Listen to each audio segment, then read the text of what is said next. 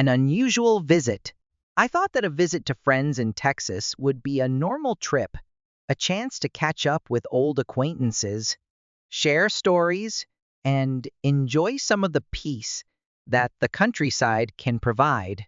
But now, when I think back on it, it brings me more shivers than nostalgia. I spent a few days in Austin visiting some old close friends. Living in Louisiana, the trip was a full day's drive. It was one of those trips where you expect only good memories and laughter, completely unprepared for anything out of the ordinary.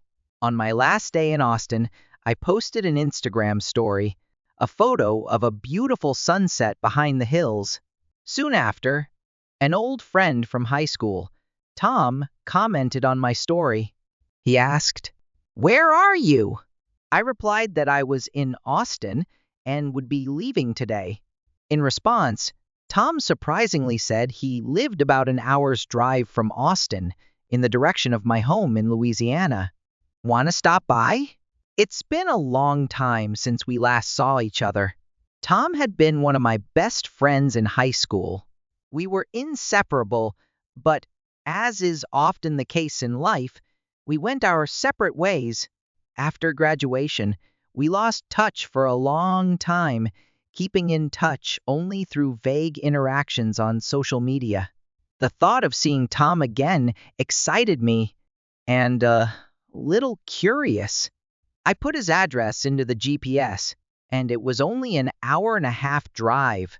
The drive through rural Texas was peaceful. I passed fields of golden grass glowing in the afternoon light, old wooden houses standing alone against the vast sky. When I arrived, Tom's house was a classic beauty with a long wooden porch, a few potted plants hanging from the railing. The house felt both familiar and strange.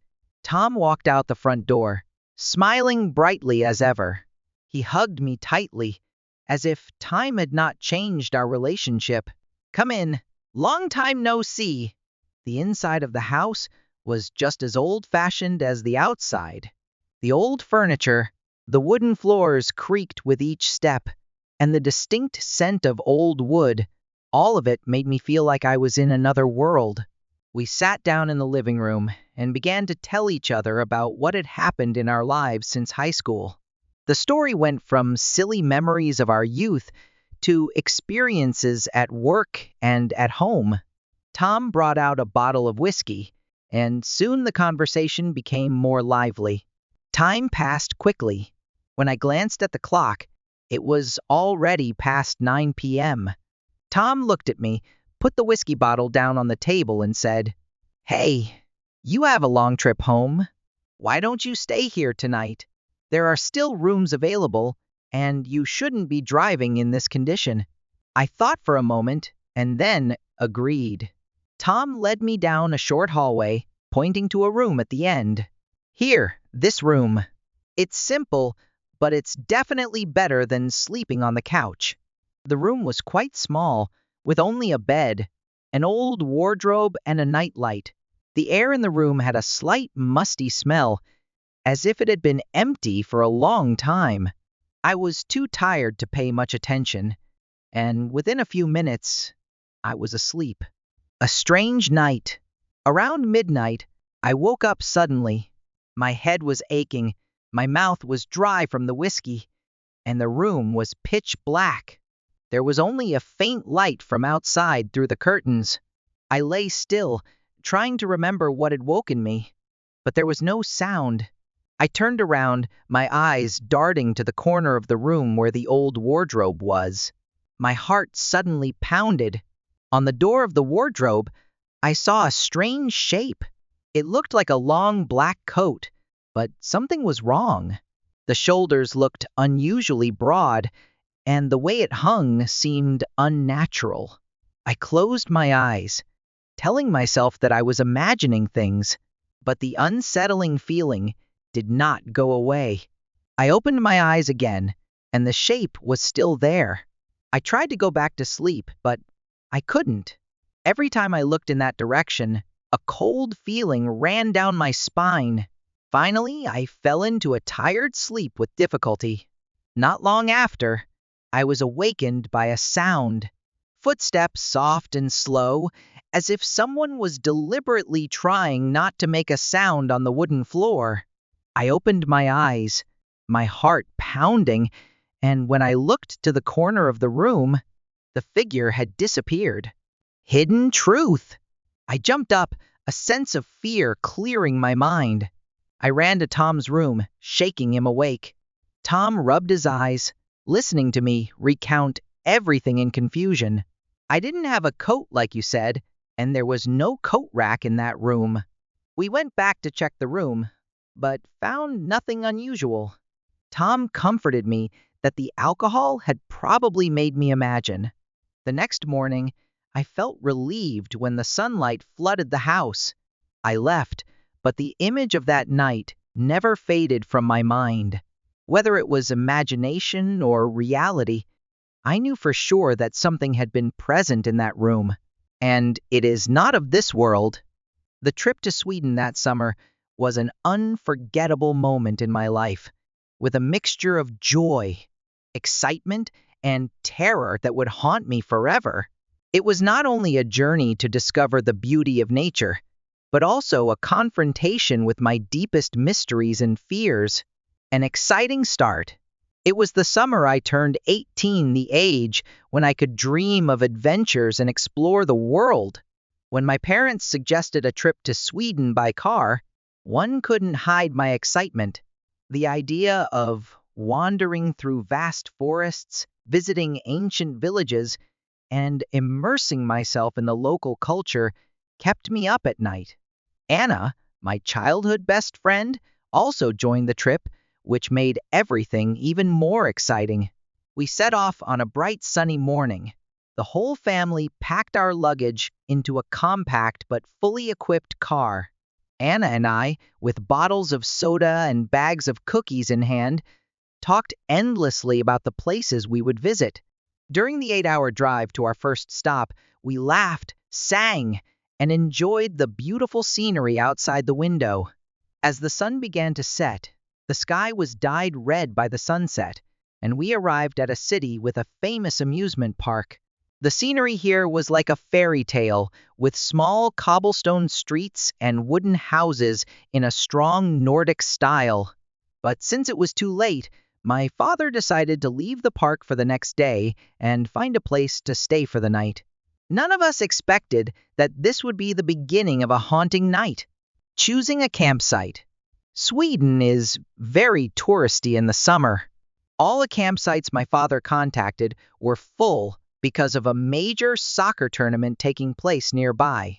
Finally, in desperation, we decided to try our luck at a nearby nature reserve.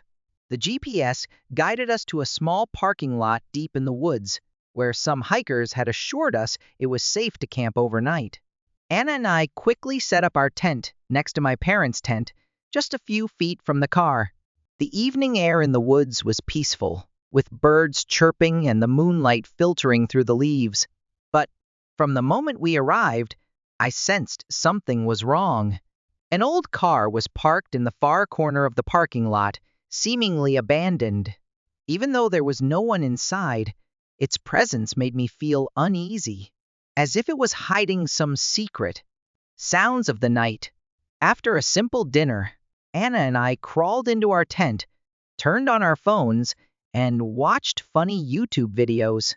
Everything seemed fine until around 11 p.m., when we decided to turn off the lights and go to sleep. My parents had long since fallen asleep, but Anna and I were still awake, talking in low voices. Suddenly, a metallic sound rang out from the parking lot, startling us both. It sounded like a shovel hitting gravel, cold and sharp in the stillness. I quickly zipped up the small tent window to look outside, but the thick darkness obscured everything. Then came the slam of the trunk of a car. My heart felt like it was going to jump out of my chest. The abandoned car was now the center of attention.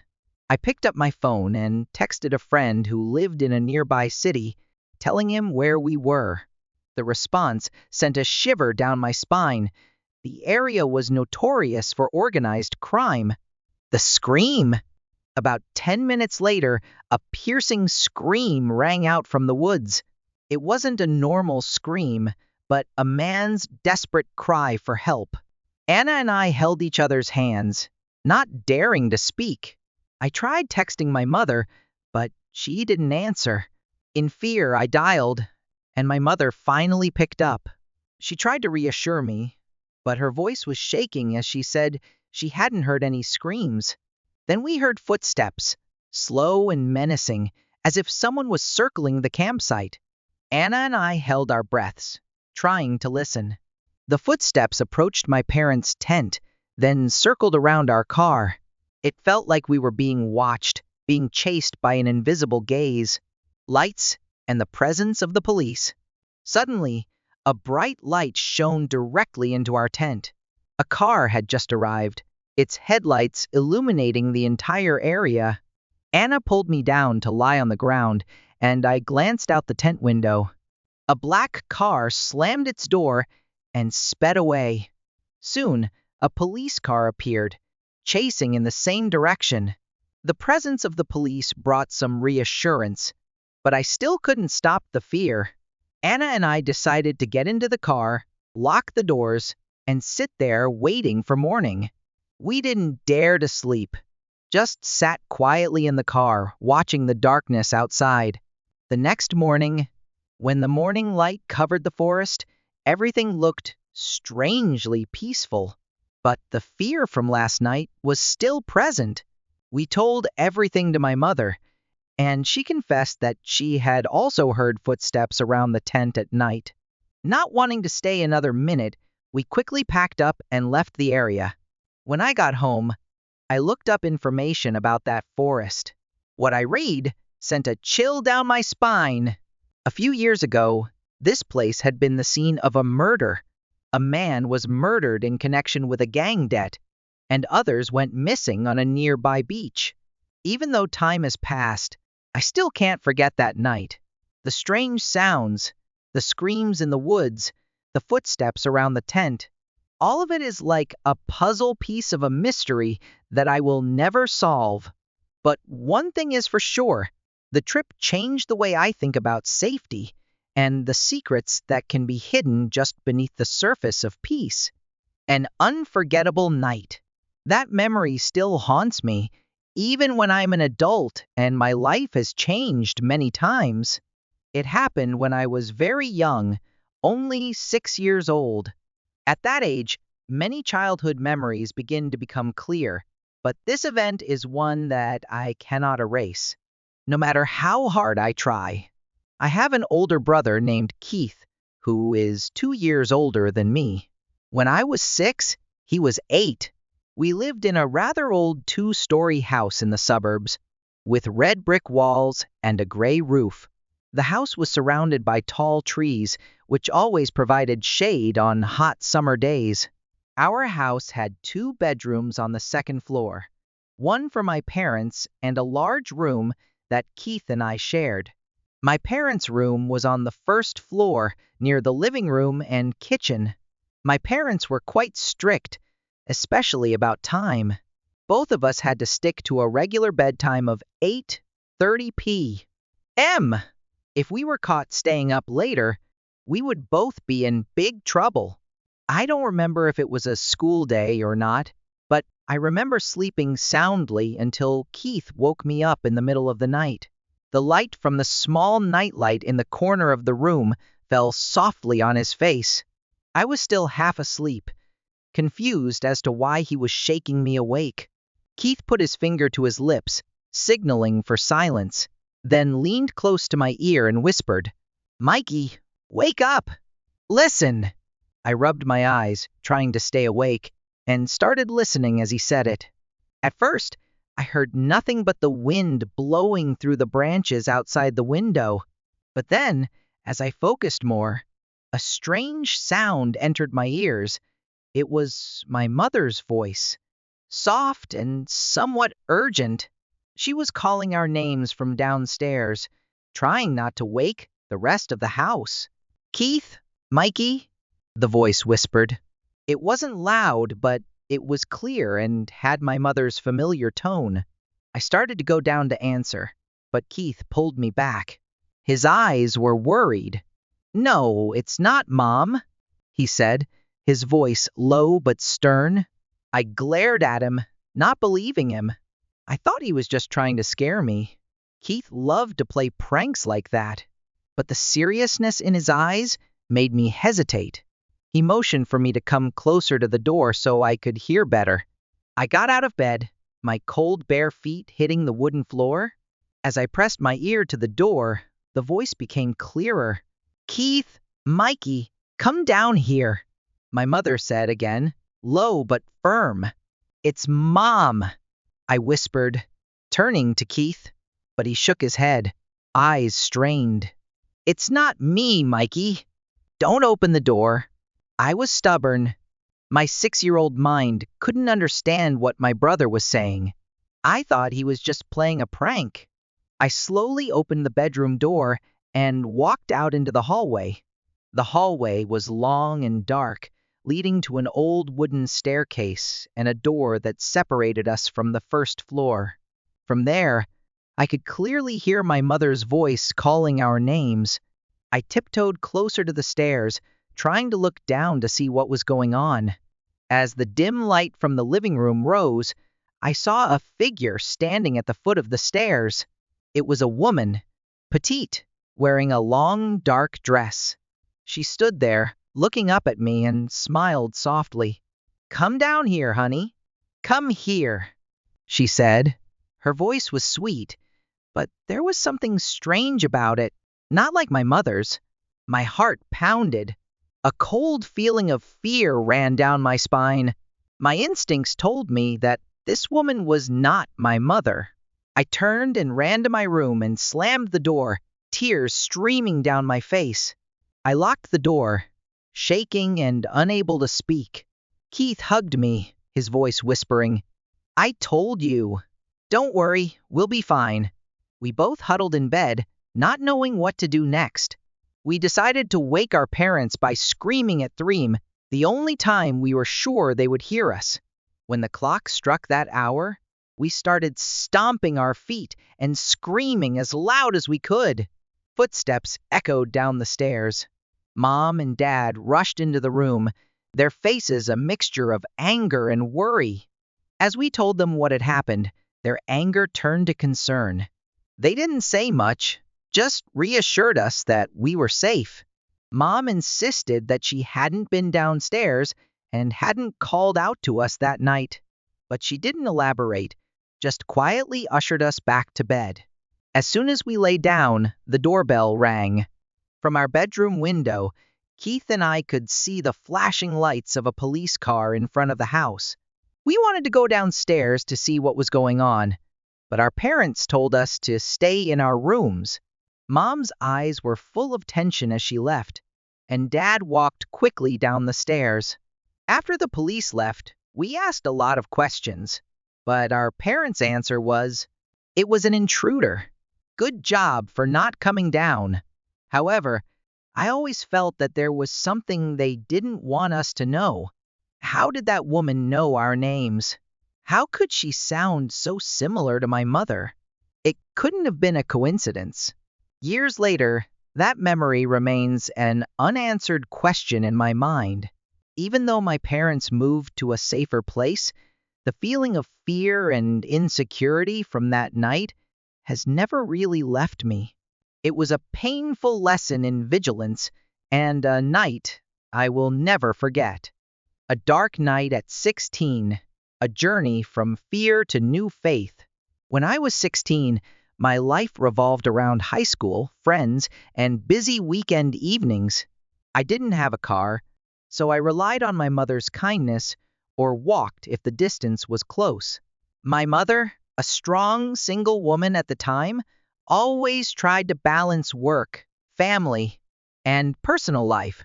She was always supportive of me, but also did not hesitate to set limits for me to be independent. That night, my mother drove me to my best friend Haley's house. Haley's house wasn't far, only about a 3-minute drive or a 20-minute walk.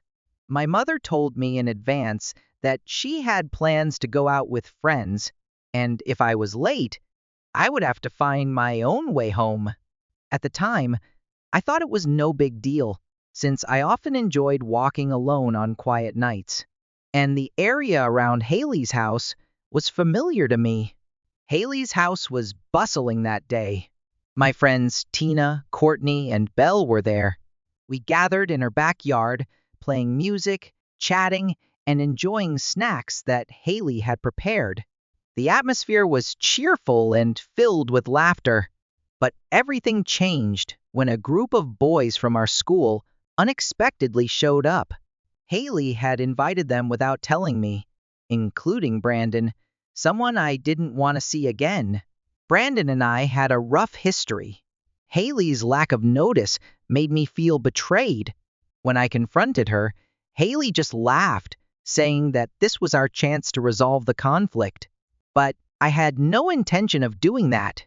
The tension in my heart grew, and after a while, I decided to leave the gathering.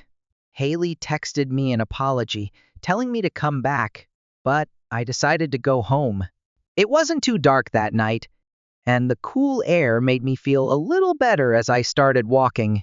However, the peace didn't last long. After walking a short distance, I noticed footsteps behind me. At first, I thought it was just someone walking in the same direction, but when I turned onto a smaller street, the footsteps continued. I turned around and saw a middle-aged man walking right behind me. He was wearing a dark hoodie, his hands in his pockets, and he was smiling at me. He said, "Hello, little girl." I responded politely, but tried to walk faster. However, he showed no signs of giving up. Whenever the first sped up, he sped up. When I turned, he turned too. My heart began to panic. Then he asked, "Do you live nearby? Is it near that elementary school?" Those words made me shiver. I turned around and shouted, "Leave me alone." Then I started running. He immediately chased after me, loudly telling me to stop. In my panic, I shouted loudly, "Murder! Help me!" My screams caused the lights in the surrounding houses to turn on. An elderly couple from a nearby house came out into the yard, looking around to see what was going on. Seeing them, the man ran away into the darkness. Still scared, I called Haley and told her what had happened. Surprisingly, Brandon, the person I didn't want to see that night, was the one who picked me up. He listened, didn't judge, just kept quiet, and drove me home. But as we settled into my living room, a strange noise came from the backyard. Brandon looked out the window and saw the backyard gate was wide open. A moment later, a voice called from the yard, "I saw you guys up there." Brandon quickly called the police. While waiting, he stood in front of me like a human shield, ready to face any danger. The police arrived quickly and searched the area, but did not find the man. After that night, my mother decided to install security cameras around the house. We also moved to a safer area. From that night of terror, I learned the value of vigilance and the importance of building trust, even with people I had previously tried to avoid. Brandon and I became better friends after this event. Sometimes, unexpected things happen to us as opportunities to reevaluate our relationships and the support that those around us provide.